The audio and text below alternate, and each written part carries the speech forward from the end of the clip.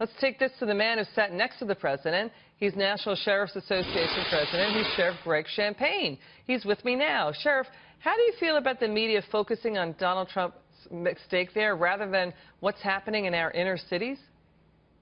Well, I think, as we've seen, it's become quite common for them to focus on any type of misstatement or pick a fact, which is one small part of the entire conversation yesterday.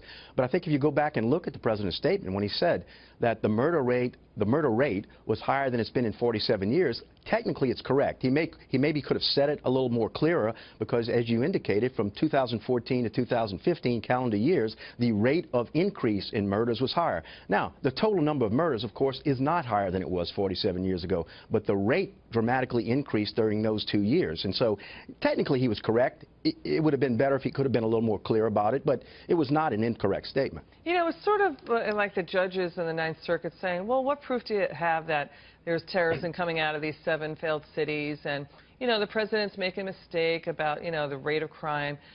It's about treating victims like rounding errors. I mean, 2/3 of the big city homicide increase in 2015 came in cities. You know this, Sheriff. Orlando, Cleveland, Nashville, Milwaukee. I mean, we're talking about cities like Baltimore, where the inner cities are out of control with crime right now. That's what the president is focusing on. We know there's been mistakes that the administration has made, but there are broad zoom problems that the administration is trying to deal with. Go ahead, Sheriff.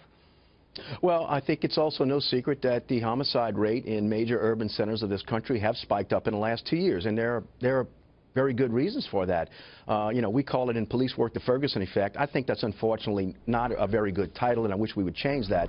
But we all know no police officer, no sheriff's deputy wants to be the next officer on 24-hour news station having got involved in a lethal shooting incident. So they tend to probably, as we all know, and it's been documented, so they tend to back off. If they're not being called to handle a specific problem, why go put themselves in a real dangerous situation, in a real dangerous area where they are much more likely to gain resistance and have to use lethal force? So they're trying to avoid it. They're trying to stay alive. And a lot of that has been a result of really anti-hot police rhetoric over the last couple of years. All right, Sheriff, thank you so much for your time, and thank you for your service to our country. Really appreciate you coming on the show.